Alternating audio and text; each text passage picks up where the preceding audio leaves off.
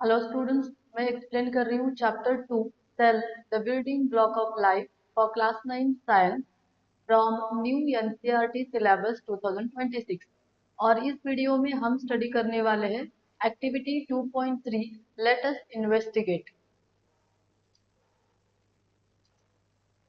इस टॉपिक से पहले जो भी टॉपिक्स हैं वो सभी टॉपिक मैंने एक्सप्लेन किए हैं और उसके सभी वीडियोस को मैंने मेरे चैनल पे अपलोड किए। आप मेरे चैनल को विजिट कीजिए और वो वीडियोस को देख सकते हो। अगर मेरे चैनल को अभी सब्सक्राइब नहीं किए हैं तो आप मेरे चैनल को सब्सक्राइब कर सकते हैं। तो तो अभी हम स्टार्ट कर रहे हैं एक्टिविटी 2.3। सो एक्टिविटी है to observe plant and animal cells and study the effect of 20% sugar solution on them. तो यहाँ पे हम क्या करने वाले हैं, प्लांट सेल को और एनिमल सेल को ऑब्जर्व करेंगे और अगर हम इन प्लांट सेल और एनिमल सेल को 20% शुगर सॉल्यूशन में डाल रहे हैं तो इस 20% शुगर सॉल्यूशन का इसके ऊपर, एनिमल सेल के ऊपर, प्लांट सेल के ऊपर क्या इफेक्ट होता है वो भी हम स्टडी करने वाले हैं। तो इसका जो प्रोसीजर है वो हम पढ़ेंगे। सो पहला स्टेप है prepare a temporary slide of onion peel और rhoeo leaf peel and observe under microscope. तो यहाँ पे हमें क्या करना है, एक तो ऑनियन पील लेना है, नहीं तो रियो लीफ का पोर्शन लेना है स्पेसिमन, और उसको हमें टेम्पररी स्लाइड पे रख के ऑब्जर्व करना है माइक्रोस्कोप के अंदर। दूसरा पॉइंट है prepare a temporary slide of human cheek cells and observe under the microscope. तो हमें सेकेंड स्टेप में क्या करना है, ह्यूमन चिक सेल्स को लेना है। तो you can use cotton buds और toothpick, and if you rub these cotton buds or toothpick on the inner side of the chick, you will get small amount of human chick cells, and that we have to keep on the slide and observe it under the microscope. तो ये थे हमारे पहले दो steps. तो जब आप ये करोगे, जब आप ऑनियन पील को या फिर रियो लीफ पील को माइक्रोस्कोप के अंडर ऑब्जर्व कर रहे हैं तो आपको ये वाला डायग्राम दिखेगा, ये वाला इमेज दिखेगा। तो यहाँ पे आप देख सकते हो ये जो इमेज है ये मैंने आपकी एनसीईआरटी बुक में से ही लिया है। तो यहाँ पे आप देख सकते हो नीचे मैंने लिखा है ऑनियन पील सेल। तो यहाँ पे आपको ऑप्शन है, एक तो ऑनियन पील नहीं तो रियोली। तो ये जो डायग्राम है ये ऑनियन पील का है। तो यहाँ पे जो भी सेल्स है इनकी आप क्लियर बाउंड्री देख सकते हो। तो ये रेक्टेंगुलर सभी सेल्स है, ये एक सेल है, फिर यहाँ पे ये दूसरा सेल है, ये यहाँ पे तीसरा सेल है। तो ये एक टेम्पररी स्लाइड है जहाँ पे हम हर एक सेल के बाउंड्री को क्लियरली ऑब्जर्व कर सकते हैं। तो ये जो बाउंड्री है ये क्या है, ये सेल वॉल है। जैसे कि हमने ऑलरेडी स्टडी किया है, प्लांट सेल में एक एक्स्ट्रा कवरिंग रहती है जिसको बोलते हैं सेल वॉल, और ये प्लांट प्रोटेक्शन के लिए यूज होता है। प्लांट्स में प्लांट सेल को प्रोटेक्ट करने के लिए सेल वॉल हेल्प करती है। तो यही सेल वॉल जो बहुत रिजिड होती है वो आपको यहाँ पे क्लियरली दिख सकती है इस इमेज में। और एक पॉइंट जो कि है, प्लांट सेल जो होते हैं वो करेक्टली एक दूसरे से नजदीक ऐसे अरेंज रहते हैं, मतलब इनमें जो अरेंजमेंट है वो रेगुलर रहता है। एक प्रॉपर अरेंजमेंट आप यहाँ पे देख सकते हैं, एक सेल के ऊपर एक सेल, दूसरा सेल है, फिर एक सेल के साइड पे और एक सेल है। सो यहाँ पे कोई बीच में गैप नहीं है। All the cells are compactly and correctly arrange in a particular manner. तो ये हो गया ऑनियन पील का सेल। पर आप जब ह्यूमन चिक सेल्स को देखोगे जो यहाँ पे डायग्राम है, तो इसके जो सेल्स है आप यहाँ देख सकते हो, ये एक सेल है, तो यहाँ पे एक सेल है, यहाँ पे एक सेल है, यहाँ पे एक सेल है। तो इसको कोई एग्जैक्ट ऐसे कुछ बाउंड्री या फिर शेप नहीं दिख रहा है, या और सेल्स कोई एक रेगुलर पैटर्न में अरेंज नहीं है। जैसे कि यहाँ पे ओनियन पील है, एक सेल यहाँ पे है, एक सेल यहाँ पे, और बीच में बहुत सारा स्पेस आपको दिख रहा है यहाँ पे। तो ये जो ये ह्यूमन चिक सेल है, तो ऐसे क्यों है, क्योंकि ह्यूमन चिक सेल में या फिर एनिमल्स में सेल्स को एक्स्ट्रा कवरिंग नहीं है जैसे कि cell wall. So animal cells, in animal cells, we don't have an extra covering called cell wall. क्यों नहीं है? क्योंकि एनिमल्स, अगर कोई प्रॉब्लम आ रहा है या फिर हम ऐसे बोल सकते हैं कि एनिमल्स एक जगह से दूसरी जगह पे मूव हो सकते हैं, इसीलिए वो खुद को प्रोटेक्ट कर सकते हैं। And because of that they don't have the extra covering wall called cell wall. लेकिन प्लांट सेल एक जगह से, अगर ये यहाँ पे प्लांट है तो ये प्लांट इस जगह से दूसरे जगह पे शिफ्ट नहीं हो सकता, तो इसको खुद का प्रोटेक्शन खुद ही करना है। तो वो प्रोटेक्शन करने के लिए यहाँ पे एक्स्ट्रा कवरिंग हम सेल वॉल देख सकते हैं, और इसीलिए ये सभी करेक्टली अरेंज है। बट यहाँ पे इनको कोई सेल वॉल नहीं है, तो ये जो सेल है उसको सिर्फ एक ही कवरिंग है जिसको हम बोलते हैं सेल मेम्ब्रेन या फिर प्लाज्मा मेम्ब्रेन। और वो कोई उतना रिजिड नहीं है, इसीलिए इसका शेप जो है वो थोड़ा बहुत चेंज हो सकता है, और ये सेल भी थोड़ा बहुत एक जगह से दूसरी जगह मूव भी हो सकते हैं, and that is why you can see this kind of space in between the cells. तो ये है स्ट्रक्चर ह्यूमन चिक सेल्स का।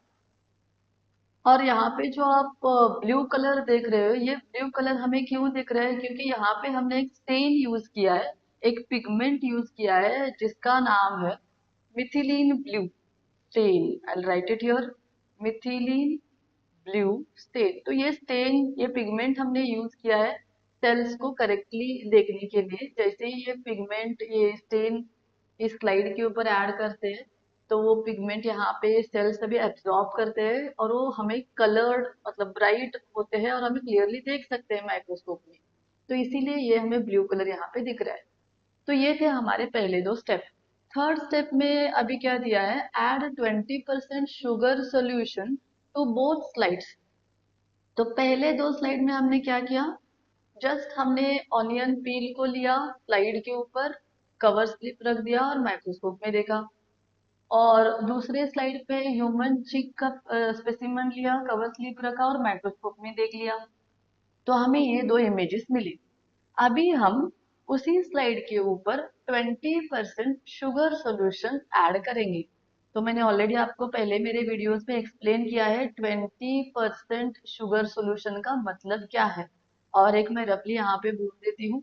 तो 20% शुगर सॉल्यूशन कैसे करते हैं, 20 ग्राम शुगर लेते हैं और ये 80 ग्राम या फिर 80 ml वाटर में ऐड करते हैं, और ये जो मिक्सचर तैयार होता है, इस मिक्सचर को हम बोलते हैं 20% शुगर सॉल्यूशन। तो अभी हम क्या कर रहे हैं, ये शुगर सॉल्यूशन तैयार कर रहे हैं 20%, और इस सॉल्यूशन को हमें दोनों स्लाइड के ऊपर ऐड करना है। ऑनियन पील के स्लाइड के ऊपर भी ऐड करना है, और ह्यूमन चिक सेल के ऊपर भी ऐड करना है। And then observe again after 30 minutes. तो जैसे ही हम ये सोल्यूशन ऐड करते हैं, you have to keep that slide as it is without disturbing for 30 minutes. मतलब आधा घंटा हमें वेट करना है, इसमें जो भी इफेक्ट हमें अगर देखना है तो उसको थोड़ा टाइम चाहिए। तो इसीलिए ये स्लाइड्स को बिना डिस्टर्ब किए, बिना टच किए 30 मिनट्स तक रखना है। एंड 30 मिनट्स के बाद में आप फिर से उसी स्लाइड को ऑब्जर्व कर सकते हैं। तो तब क्या होता है, ये हम हमारे नेक्स्ट पेज पे पढ़ेंगे। तो अभी हम यहाँ पे पढ़ेंगे ऑब्जर्वेशन, जो कि मैंने पहले आपको बोला था वही यहाँ पे थोड़ा बहुत है, और एक बार मैं आपको एक्सप्लेन करती हूँ। तो ऑब्जर्वेशन, पहला पॉइंट है बिफोर एडिंग शुगर सॉल्यूशन। तो यहाँ पे देख सकते हैं, in plant cell it may be onion और योली, सेल्स आर रेक्टेंगुलर और बॉक्स शेप। तो मैंने आपको दिखाया था उस डायग्राम में, सेल्स सभी ऐसे एक दूसरे से अटैच एंड रेक्टेंगुलर और बॉक्स शेप ऐसे आपको दिख रहे थे। इनकी बाउंड्री भी हमें क्लियरली दिख रही थी। तो यही है यहाँ पे ये point. So cells are rectangular और box shape, they are arrange in regular manner. तो ये सभी जो सेल्स है ये रेगुलर मैनर में अरेंज है, यहाँ पे कोई भी स्पेस नहीं है बीच बीच में, या फिर एक रेक्टेंगल यहाँ एक रेक्टेंगल यहाँ, ऐसे कोई नहीं है। करेक्टली रेगुलर मैनर में सभी सेल्स अरेंज्ड हैं।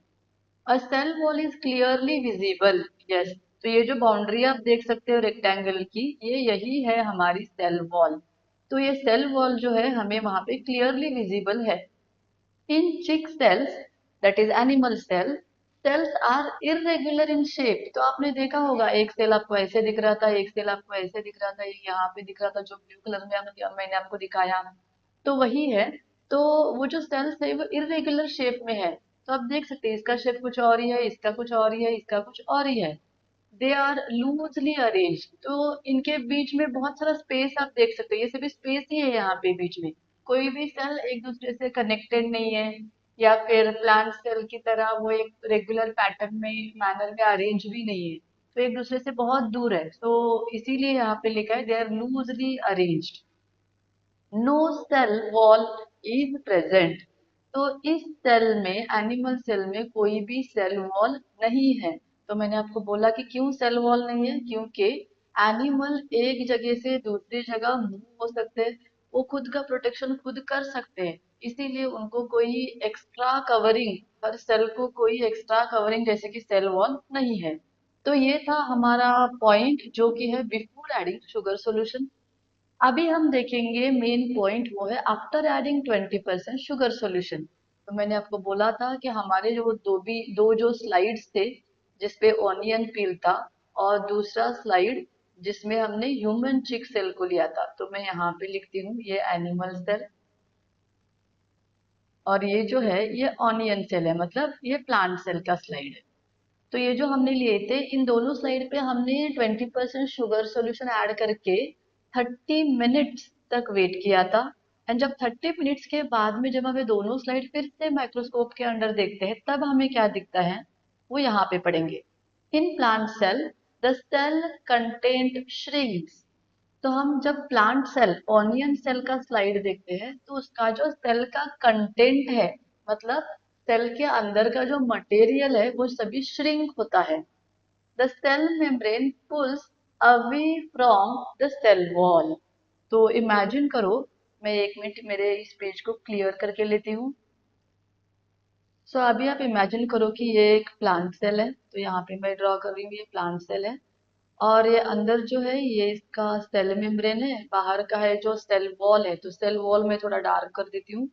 तो ये जो डार्क है वो सेल वॉल है, और अंदर जो है वो सेल मेम्ब्रेन है। और इसके अंदर न्यूक्लियस है, फिर ये सभी सेल ऑर्गेनेल, एंडोप्लाज्मिक रेटिकुलम, ये गोल्गी, और ये माइटोकॉन्ड्रिया एक्सेट्रा। तो समझो कि ये सभी सेल के अंदर का कंटेंट है। तो इसमें क्या होता है, ये सेल श्रिंक होता है, और जब श्रिंक होता है तब हमें कैसे दिखता है। सो मैं ये भी लिखती हूँ 20% शुगर। तो अभी हमें ऐसे दिखेगा, ये सेल वॉल जो कि थिक बाउंड्री डार्क कर रही हूँ मैं, वो वैसे ही है, लेकिन अंदर का जो सेल मेम्ब्रेन है वो ऐसे हो जाता है। ये सभी कंटेंट है, ये सभी ऐसे हो जाता है। तो आप देख सकते हैं ये जो सेल मेम्ब्रेन है, ये श्रिंक हुआ है। ये सेल मेम्ब्रेन श्रिंक हुआ है, मतलब सेल वॉल को छोड़ के वो थोड़ा अंदर की तरफ मूव हुआ है, इसी को बोलते हैं shrink. Cell membrane has got the content inside the cell has got shrink। यहाँ पे देख सकते हैं, in plant cell cell content shrinks, वो सभी अंदर की तरफ मूव होता है सभी साइड से। The cell membrane pulls away. So जो सेल मेम्ब्रेन था वो सेल वॉल को छोड़ के अंदर की तरफ, मतलब goes away from the cell wall। A clear gap is seen between the cell wall and the cell membrane। तो ये हमारा सेल वॉल है, और ये हमारा सेल मेम्ब्रेन है। तो इन दोनों के बीच में हमें क्लियर गैप दिखाई देता है, तो यही है हमारा गैप। तो ये जो सेल मेम्ब्रेन था वो अंदर की तरफ श्रिंक हो गया, और यहाँ पे गैप क्रिएट हुआ है। In chick cells, cells shrink in size. They become smaller and distorted।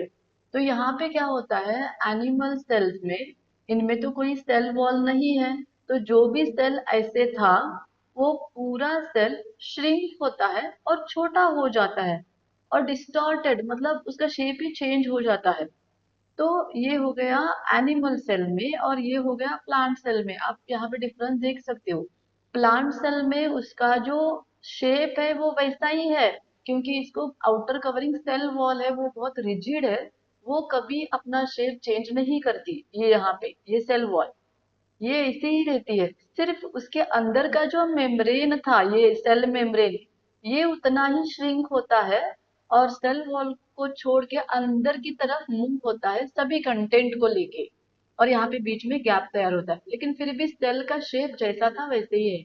लेकिन एनिमल सेल में अगर ये सेल मेम्ब्रेन है और ये सभी अगर न्यूक्लियस और अंदर का कंटेंट है, जब ये श्रिंक होता है तो पूरा का पूरा content with cell membrane shrink होके ऐसे छोटा होता है और स्मॉल और डिस्टॉर्टेड होता है, क्योंकि इसको कोई आउटर बाउंड्री तो है ही नहीं, इसीलिए इसका पूरा का पूरा शेप ही चेंज हो जाता है। तो ये था हमारा observation after adding 20% sugar solution. तो ये ऐसे क्यों हुआ है, क्योंकि जब हमने 20% शुगर सोल्यूशन लिया तब क्या हुआ, अगर ये सेल है तो सेल के अंदर क्या है, सेल सैप है, और बाहर क्या है, ये 20% शुगर सोल्यूशन है। Because of 20% sugar solution outside water is less, क्योंकि ये कॉन्सेंट्रेटेड सोल्यूशन है। लेकिन सेल के अंदर वाटर इज मोर, वाटर बहुत है। तो ऑस्मोसिस क्या है, movement of water from higher water level to lower. तो वाटर कहाँ पे हाई है, अंदर है, तो अंदर से सब पानी बाहर आ जाता है बीकर में। और इसीलिए एक बार पानी बाहर आया तो सेल का साइज अपने आप छोटा हो जाता है। वही प्रोसेस हुआ है ऑनियन पील के सेल्स में और एनिमल सेल्स के सेल्स में। लेकिन ऑनियन पील में, प्लांट सेल में इसको सेल वॉल है, इसीलिए इसका जो शेप है वो रिजिड है, वो वैसा ही है, सिर्फ अंदर का कंटेंट श्रिंक हुआ है। लेकिन एनिमल सेल में कोई भी सेल वॉल नहीं है, तो पूरा का पूरा सेल का कंटेंट विद सेल मेम्ब्रेन ही श्रिंक हुआ है और उसका शेप बहुत छोटा, स्मॉलर और डिस्टॉर्टेड हुआ है। तो अभी हम देखेंगे इसका conclusion. Plant cells do not burst because the cell wall remains rigid even after water loss. तो प्लांट सेल जो है वो कभी भी बर्स्ट नहीं होता, कितना भी वाटर लॉस हो जाए वो सेल बर्स्ट नहीं होता, क्योंकि इसमें प्रोटेक्टिव लेयर है जिसको हम बोलते हैं cell wall. Second, animal cell shrink because they do not have cell wall. तो एनिमल सेल, जैसे कि मैंने अभी आपको बोला, पूरा का पूरा सेल ही श्रिंक होता है क्योंकि इसमें कोई प्रोटेक्टिव लेयर नहीं है। तो यहाँ पे नेक्स्ट एक डेफिनेशन है जो कि बहुत इंपॉर्टेंट है, वो है plasmolysis. The shrinkage of the cell content away from the cell wall when plant cell loses water in a hypertonic solution. तो इसका प्लाज्मोलाइसिस का डेफिनेशन क्या है, जब प्लांट सेल हम किसी हाइपरटोनिक सॉल्यूशन में, जैसे कि 20% शुगर सॉल्यूशन, हाइपरटोनिक मतलब हाई कॉन्सेंट्रेशन, तो जब हम प्लांट सेल को हाइपरटोनिक सॉल्यूशन में रखते हैं तब ये प्लांट सेल वाटर को लूज करता है, और वाटर को लूज करने के बाद ये खुद श्रिंक होता है। सब कंटेंट जो है, nucleus, cytoplasm, all the cell organelles, ये सब कंटेंट जो है श्रिंक होता है, और इसी प्रोसेस को हम बोलते हैं plasmolysis. Remember this, what is plasmolysis, ऐसे क्वेश्चन आ सकता है, तो इसका आंसर यही सेंटेंस है। तो ये थी हमारी एक्टिविटी 2.3। तो आई होप आपको ये एक्टिविटी, ये जो मेरा वीडियो है, ये आपको हेल्प करेगा इस एक्टिविटी को अंडरस्टैंड करने के लिए। अगर आपको मेरे इस वीडियो से थोड़ा भी हेल्प हो रहा है तो प्लीज मेरे वीडियोस को लाइक कीजिए, आपके फ्रेंड्स के साथ शेयर कीजिए, एंड प्लीज सब्सक्राइब कीजिए। Thank you so much.